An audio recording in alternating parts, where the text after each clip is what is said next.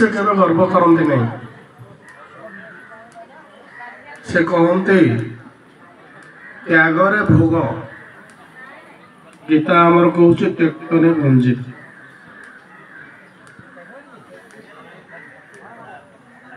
भोग करी जीवन को विषमय कर नहीं। भोग भीतर त्याग रहिले जीवन शांति मिल। आउ गोटे कथा मत से सब बेले कहते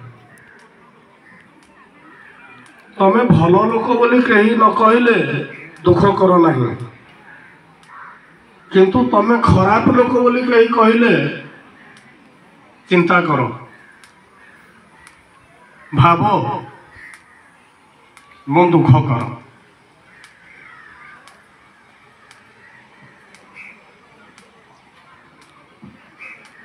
तांकर जीवन आदर्श एते सरल थिला आपण चिंता करि परिबेनी।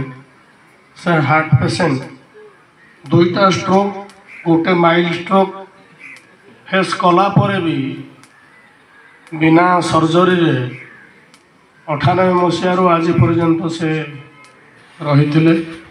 यह चिकित्सा विज्ञान रे गोटे विस्मय। कारण 2002 रे जतबेले मु हैदराबाद केयर हॉस्पिटल को नहीं जाइली, डाक्तर कही आपणकर 99% ऑपरेशन सक्सेस हो, आपण free of diabetes, free of blood pressure, आपणकर हार्ट लंग मेसीन न लगिक ऑपरेशन करी, फिटिंग दी हार्ट रे ऑपरेशन करी। किंतु से दिन राति कहले मो गुरु मत स्वप्न रे कहले ना तू ऑपरेशन हो नहीं। तो फेरी आसलु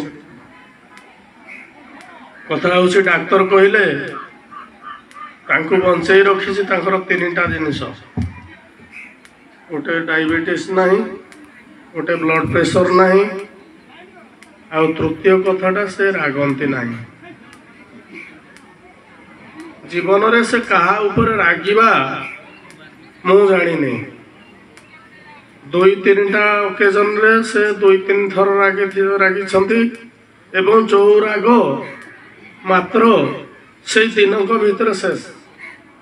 तार दिन को भी आउ मन भीतर से राग ना कि दोष ना कि विद्वेष ना। एवं प्रत्येक जिनिस को मु प्रथम भावुली मनस्तात्विक दृष्टिकोण रू मो मामू बोध जड़े इंट्रोवर्ट। से समस्त जिनिस गुड़ा को अंतःकरण को नहीं जाती किंतु परिप्रकाश करते नहीं। किंतु ताहा नुहे, से सब जिनिस मन भीतर को नियंती किंतु मन भीतर भी रखती नहीं। कौन सी जिनिस को से मन भीतर रखती नहीं। यह निरामयर विराट एवं निराट सत कथा।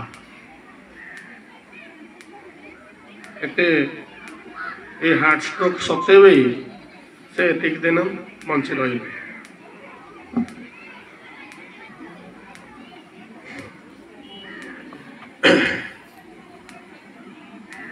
मते केबे दिन से रागी किसी कही ना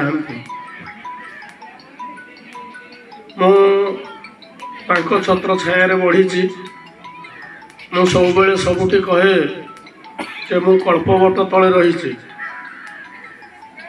मु जो व्यक्तित्व छत्र छाया चलुची से जड़े सर्वगुण संपन्न लोक। छत्र छाया मु रही, मोर चिंता नहीं।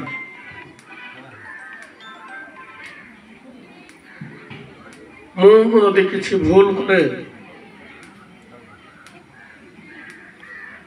मत बड़ पनिशमेंट होउची मो सांगरे से किसी न कथा हेबे नहीं। जेत पर्यंत मो भूल को स्वीकार न करी ମୁଁ ତାଙ୍କୁ କ୍ଷମା ନ ମାଗିଛି ବା ମୁଁ ଭୁଲ ସ୍ୱୀକାର ନ କରିଛି ସେ ପର୍ଯ୍ୟନ୍ତ ସେ ମୋ ସାଙ୍ଗେ କଥା ହୁଅନ୍ତି ନାହିଁ। ଆମ ଘରର ଗୋଟେ ପ୍ରିନ୍ସିପାଲ ଯାହା ବି ହଉ ଯେଉଁ ସମୟ ବି ହଉ ସକାଳ ବକ୍ତ ଏବଂ ସନ୍ଧ୍ୟାରେ ଖାଇଲା ବେଳକୁ ଆମେ ନିଶ୍ଚିତ ସମସ୍ତେ ଏକାଠି ଖାଇବୁ।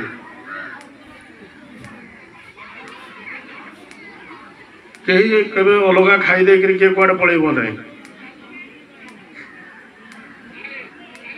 ସେ କହନ୍ତି ଗୋଟେ ହିନ୍ଦୁ ଆଦର୍ଶ ପରିବାରରେ ସମସ୍ତ ସଦସ୍ୟ ଏକାଠି ବସି ଭୋଜନ କରିବା ଅତ୍ୟନ୍ତ ରୁଚି ସମ୍ପନ୍ନ ଏବଂ ତାହା ଏକ ଆବେଗମୟ ମୁହୂର୍ତ୍ତ। ଏଇଟା ଆମ ଘରେ ଅକ୍ଷରେ ଅକ୍ଷରେ ପାଳନ ହୁଏ। ମୋର 5ଟା ଛୁଆ ପିଲା ଅଜା ଆଈ ମୋ ସାଙ୍ଗରେ ସମସ୍ତଙ୍କ ସାଙ୍ଗରେ ବସିଯିବେ। এইଭଳି ମାନେ ବ୍ୟକ୍ତିତ୍ୱ ସେ ଥିଲେ। ପରିବାର ପରିଚାଳନା ପାଇଁ କୌଣସି ଦିନ ସେ ମୋତେ ଅମକ କର ଢମକ କର ଏସା କର ତେସା କର ବାଧ୍ୟ କରିନାହାନ୍ତି ବା କହିନାହାନ୍ତି। ଆମେ ଯାହା କଲେ ତାଙ୍କର ପରାମର୍ଶ ନେଇ କରୁ। କାହାରି ଇଚ୍ଛାକୁ ବି ସେ କେବେ ମାନେ ନେଗ୍ଲେକ୍ଟ କରିନାହାନ୍ତି। ଯାହାର ବି ଯାହା ଇଚ୍ଛା ପୂରଣ କରିବା ପାଇଁ ସେ ଆଗ୍ରହୀ ସବୁବେଳେ। ତ ତାଙ୍କ ବର୍ତ୍ତମାନରେ ମୁଁ ତ ଗୋଟେ ବିରାଟ ଶୂନ୍ୟତା ଭିତରେ ବୁଲୁଛି ବର୍ତ୍ତମାନ। ସେ ଯେଉଁ ଅପୂରଣୀୟ କ୍ଷତି ମାନେ ସେ ଖାଲି ବାପା ଭଳି ନଥିଲେ, ପିତୃତୁଲ୍ୟ ନଥିଲେ, is a friend philosopher and guide. ତାଙ୍କ ଦିଗ୍ଦର୍ଶନ ଏତେ ନିର୍ଭୁଲ ଏବଂ ଏତେ ଆକୁରେଟ, ମୁଁ ଯେବେ ବି ତାର ବ୍ୟତିକ୍ରମ କରିଛି ନିଶ୍ଚିତ ବିପର୍ଯ୍ୟୟର ସମ୍ମୁଖୀନ ହେଇଛି। ହଁ ମୁଁ ଏଇଟା ଛୋଟ କଥାଟେ କ'ଣ ହେଇଛି, କିନ୍ତୁ ତାର ପରିଣାମରେ ମୁଁ ବିପର୍ଯ୍ୟୟର ସମ୍ମୁଖୀନ ହେଇଛି। ଅତି ଉଦାର ହୃଦୟର ଲୋକ ଥିଲେ। ସେ କାହା ଉପରେ ରାଗିକିରି ସବୁଦିନ ଇଏ ରହନ୍ତି ନାହିଁ। ସେ ହୃଦୟରୁ ହିଁ କ୍ଷମା କରିଦିଅନ୍ତି।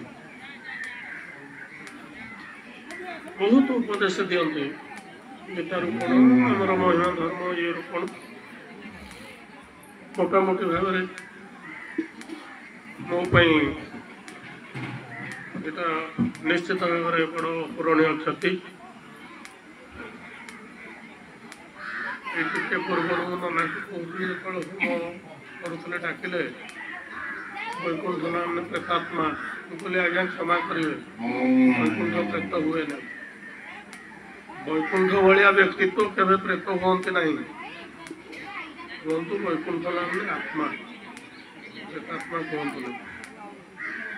କହିଲେ ହଉ ଠିକ ଅଛି।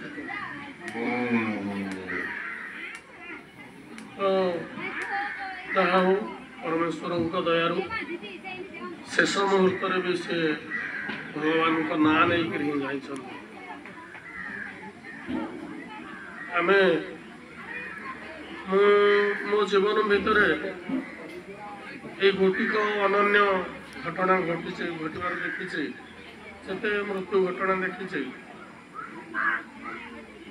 ଶେଷ ମୁହୂର୍ତ୍ତରେ ବି ସେ ଠାକୁରଙ୍କ ନାଁ ନେଇକରି ଯାଇଛନ୍ତି। ମୋତେ କହିଲେ ବିଭୂତି, ବୋଲେ ଆଜ୍ଞା ଟିକେ ଡାକୁନ ଠାକୁରଙ୍କୁ, ମୋତେ ଶାନ୍ତିରେ ନେଇଯାଆନ୍ତୁ। ମୁଁ କହିଲି ଆମେ ଡାକୁଛୁ, ଆପଣ ଟିକେ ଡାକନ୍ତୁ। କହିଲେ ହଉ ଅଲେଖ ପ୍ରଭୁ ମୋତେ ନେଇଯାଅ, ଅଲେଖ ଅଲେଖ।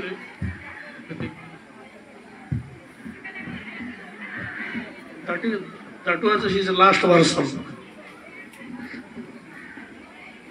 এবং শেষ পর্যন্ত ବି ସେ ସମ୍ପୂର୍ଣ୍ଣ କନସସ୍ ଯାହାକୁ ଦେଖିଲେ ଚିହ୍ନୁଥିଲେ କଥାବାର୍ତ୍ତା ବି ଠିକରେ କରୁଥିଲେ କଥାବାର୍ତ୍ତାରେ କିଛି ବାଚଳା ବି ନଥିଲା ବୋଧହୁଏ ଏଇଟା ପରମେଶ୍ୱରଙ୍କର ଆଶୀର୍ବାଦ ଥିଲା ତାଙ୍କ ପ୍ରତି ଆଶା କରୁଛି ସେ ପରମେଶ୍ୱରଙ୍କ ପାଖରେ ନିବେଦନ କରୁଛି ତାଙ୍କର ଅମର ଆତ୍ମା ଶାନ୍ତି ଦଉ ମହିମା ଆପଣମାନଙ୍କୁ ସମସ୍ତଙ୍କୁ ଅଶେଷ ଅଶେଷ କୃତଜ୍ଞତା ଜ୍ଞାପନ କରୁଛି ତାଙ୍କର এই শত সভারে আসি উপস্থিত হয়েছেন আপনার সদয় উপস্থিত পাই ধন্যবাদ ধন্যবাদ।